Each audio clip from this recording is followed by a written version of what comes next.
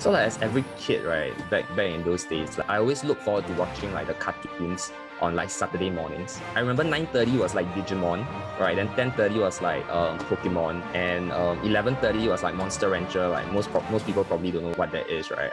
For me, I'm someone who watches a lot of cartoon lah, right? And like actually went to an extent, right? Like it was something that I look forward to so much. Like in primary school we had like the school timetable, right? So I was looking at timetable and I was like, hey, this is interesting. So I actually borrowed the idea of a timetable. I wrote my own timetable of the shows to watch, like on Saturday and Sunday. Like, I don't know if anyone else did that, but it was quite funny. So I wrote what time I need to wake up to have breakfast, to use the restroom, and then by what time I need on the TV to catch the show. And yeah, it was the entire morning. And looking back, I think that's something I still remember to today. Not sure if any of y'all had that experience, but yeah, my most memorable childhood memory is I had acute appendicitis back when I was in like primary 4, 10 years old back then. So basically, I had no idea I had acute appendicitis, right? So I was like lying on bed, sleeping.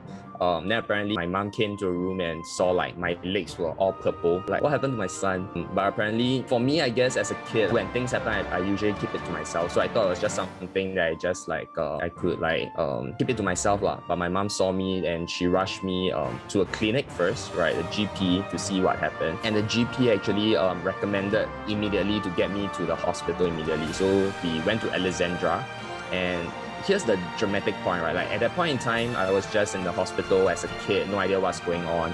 And then I actually got an operation and everything went well lah. After the whole event, right, my mom told me what happened like while I was lying on the hospital bed. So apparently the nurse was trying to say like, cause back then I was a kid, I think Alexandra back then don't do operations on kid.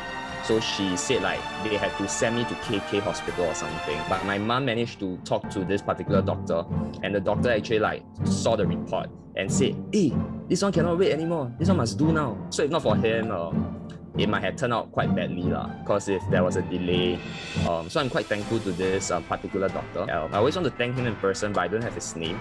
Just want to share like I'm really grateful for saving my life, to you for saving my life, and yeah, so that's something that I just want to share, something memorable, and it kind of shaped who I became, right, as I grew up, like helping others. I guess end of the day, it's really about your everyday actions, right, like the things that you do. He was a doctor, he was saving lives. To him, it was just another operation, but to me, it was probably like a life-changing moment. And I just want to say like, so that kind of shaped me into thinking about like, we should always try to help others where we can. And that's like something I always share with my students when I'm teaching here in SMU. Talk to any students that I've thought they will probably know like that's a focus. If they don't, then they're probably not listening in class. They know like keeping